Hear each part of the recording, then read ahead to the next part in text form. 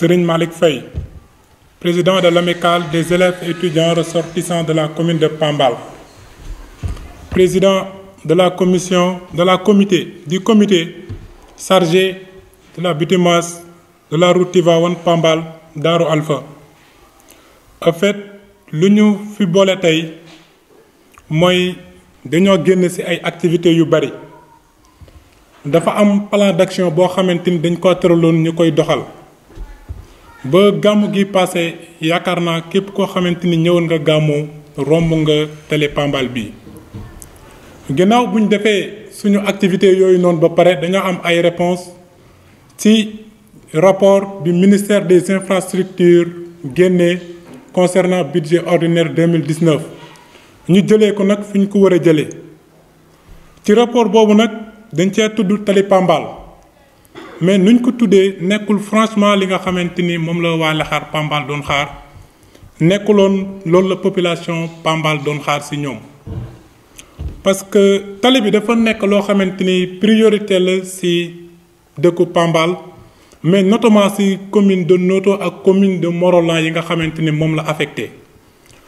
donc yàgg nañ dégg ay dig yàgg nañ ko boole aussi seen programme mais booba léegi nekkul donc lu ñu tax a jóg mooy lu ñu xaar ci ñoom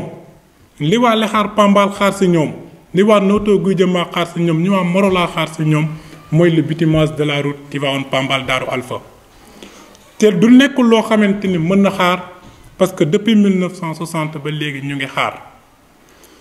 ñiy wax monsieur le président rek di ko wax ci turu waa Pambal yépp population de Pambal loolu rek lay xaar ci moom muy bitumage de la route Tivaouane Pambal Darou Alpha ci année 2019 balaa gàmmu prochain parce que jeunesse Pambal bi taxu na ci tali bi te buñ ko defarul fii ak 2019 bi jeex yaakaar naa mën na indi leneen te aussi ce que nous voulons dire à monsieur le président de la République c'est que cette route représente le cordon ombilical entre la ville sainte de Tivaouane et la commune de Noto Guy Jëma et de Morolan nous exigeons waaw lu ñu bëgg mooy tali bi nga xamante ni Senghor moo ko fi defaroon depuis 1969 ñu defar ko lu ñu bëgg mooy tali bi nga xamante ni ay Mirou Niang président groupe parlementaire Benno Bokk Yaakaar xam na ko bu baax ñu defar ko lu ñu bëgg mooy tali Pambal bi nga xamante ni Augustin Tine ministre des forces armées xam na ko bu baax ñu defar ko lu ñu bëgg mooy tali Pambal bi nga xamante ni képp koo xamante ni ñëw nga gàmmu Tivaouane xam nga ko ñu defar ko lu ñu bëgg mooy tali Pambal bi nga xamante ni population sénégalaise la majeure partie ci ñoom xam nañ ko ñu defar ko. importance su tali bi yaakaar naa buñ ko dee wax duñ fi jógee tali bi dafa nekk loo xamante ni mënuñu wax Pambal bu émergence sans pour autant ñu wax tali bi. mënuñu wax aussi importance su tali bi mën nañ ko wax aussi ci côté sanitaire bi nga xamante ni moom lay causer ci population Pambal parce que gàmmu bi mu passé ba léegi bu ñu lemee ñaata ñoo fi feebar da ngeen ñuy wax déedéet ak accident yoo xamante ni am nañ fi ci gàmmu gi yooyu waxuñu ko te loolu mënuñu ko bàyyi muy continuer tali bi moom moo bloqué lépp loo xamante ni mooy activité la yu ñu bëgg a investir ici au niveau de Pambal tali bi moo ko bloqué te Pambal daa bëgg a bokk ci li ñu tuddee émergence te tali bi moo téye suñu émergence tey bépp marchandise boo xamante ni mu ngi jógee Noto Guy Jëma di dem sous région wala région ci Sénégal yépp mu ngi jaar ci tali Pambal bi donc loolu lañ ne il faut ñu tali bi leneen aussi daf ci nekk bu gàmmu jotee bu màggal jotee tali bi ñépp parce que fii la ñuy jaar ndaxte moo gën a gaaw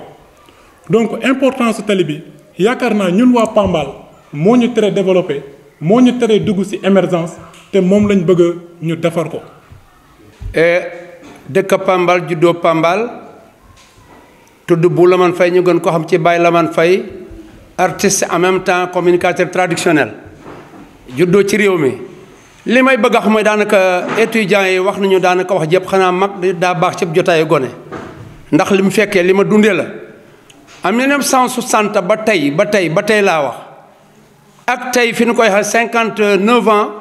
yu Sénégal moom boppam tey defe naa daaw 58 ans loon mais noonu 59 ans bu ma juumulee ci calcul ba tey 1960 ba fi ñu koy waxee tey depuis Senghor premier arrondissement de Pambal Senghor moo ko fa tegoon teg ko fi ku mel ni Abdou Diouf jaar fi ku mel ni Abdoulaye Wade jaar fi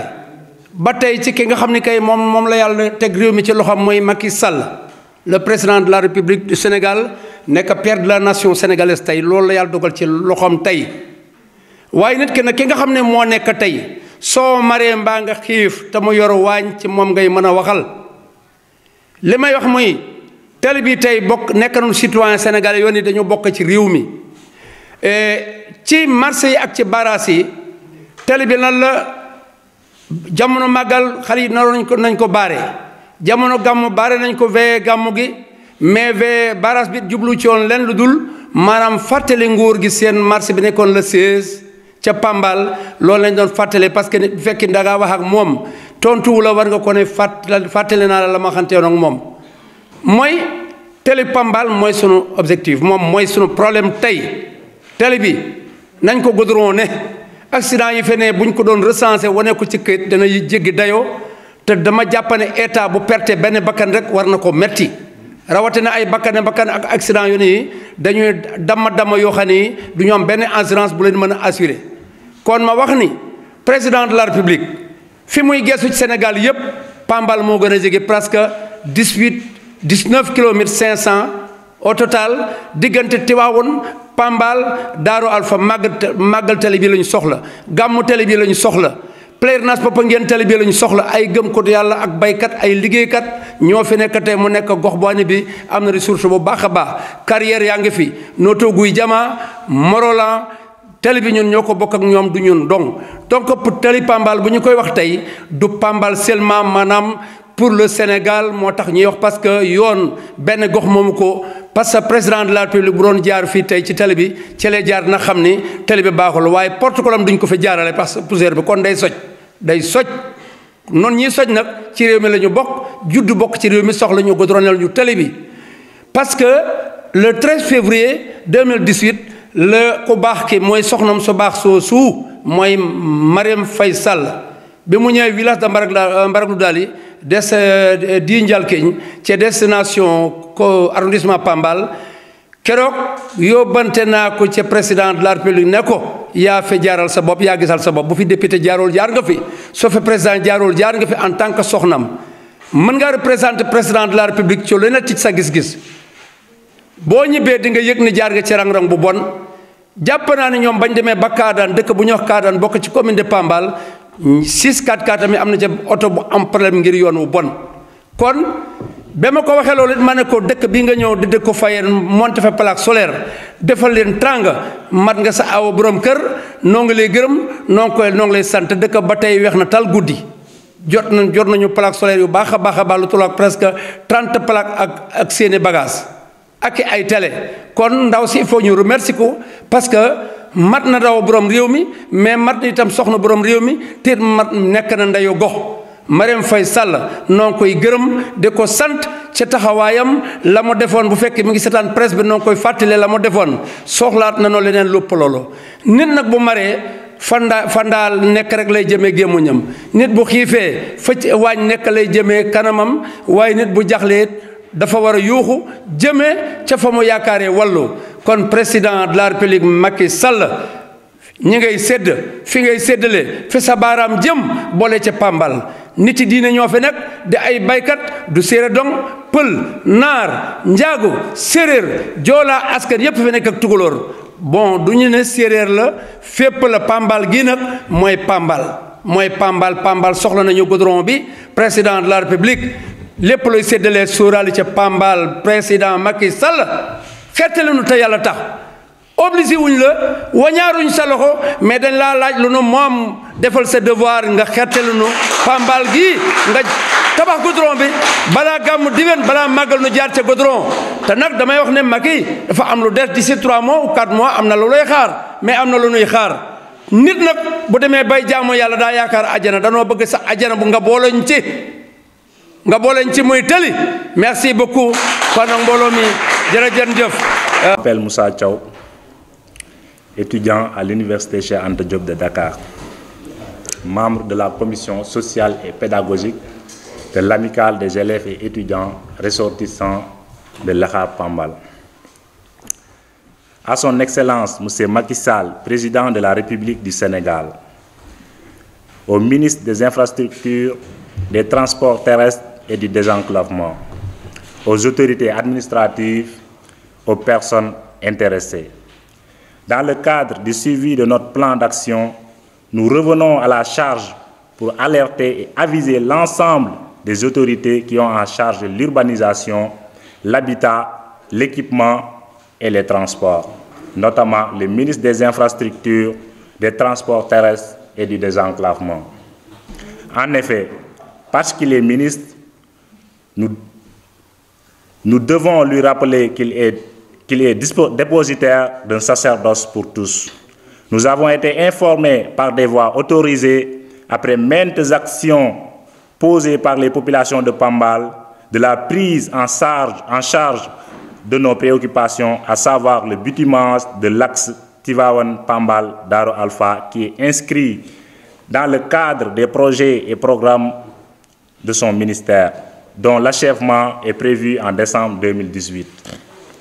Nous citons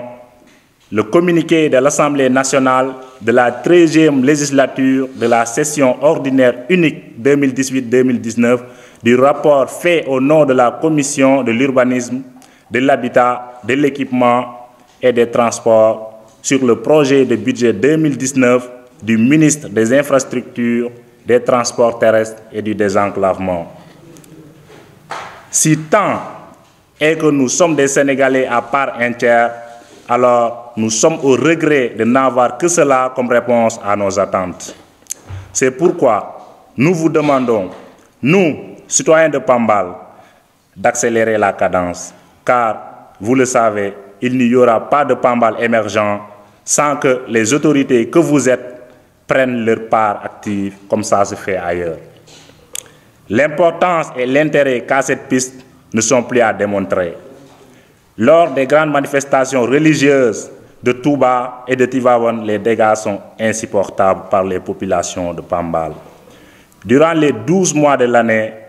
l'étendue des tentacules du marché de Noto Guidjama, son influence dans la sous-région, le fait que